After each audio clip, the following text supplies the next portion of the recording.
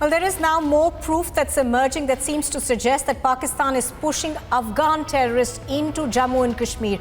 Republic TV is getting you one more crucial piece of information. It's proof that seems to suggest that the Afghanistan terror angle in the Sunjwan encounter.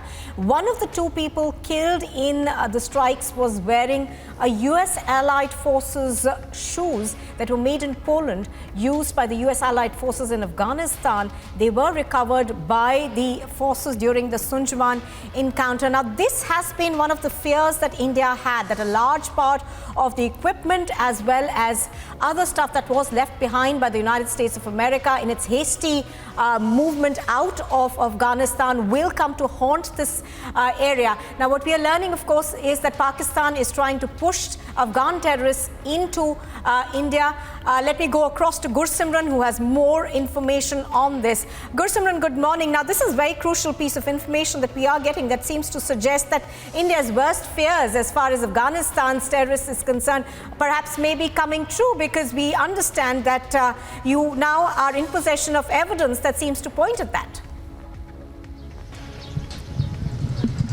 Yes, these exclusive evidence that are available with the Republic Media Network clearly shows that the Pakistan is desperate to push Afghan terrorists into the Indian territory.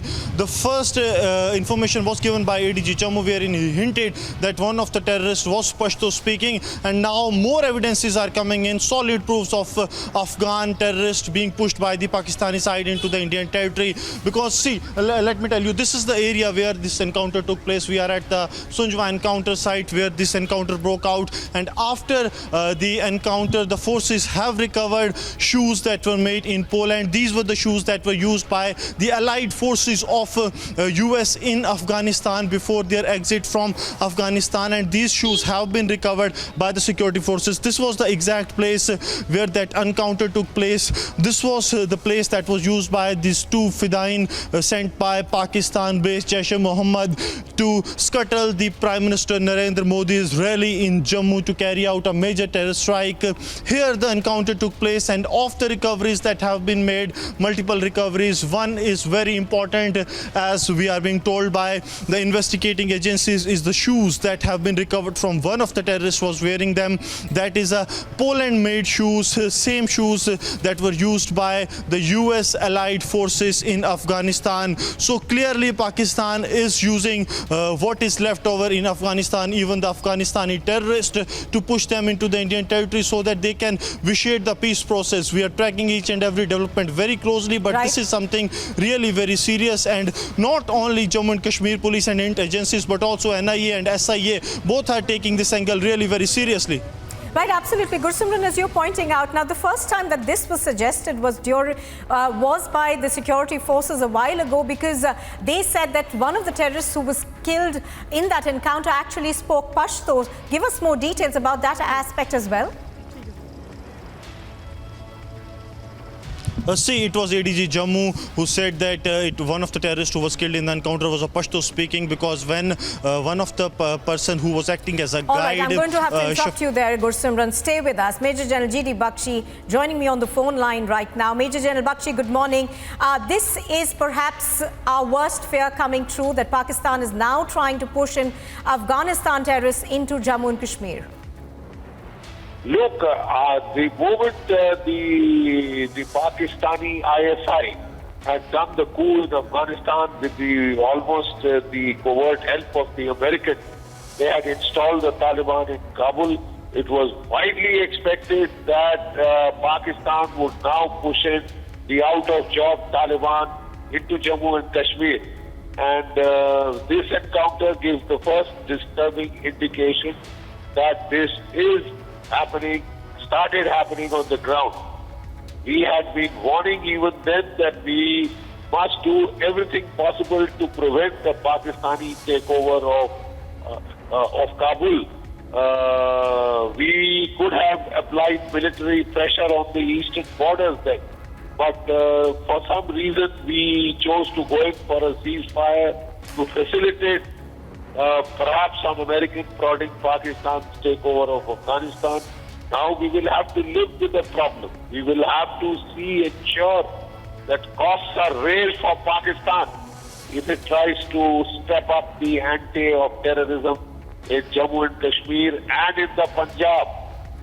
And if there is use of these Talibani, cannon fodder being pushed from the Afghan side into Pakistan, and then Pakistan using it as foot soldiers for its proxy war in Jammu and Kashmir, we should make it clear to Pakistan that there will be costs, there will be consequences.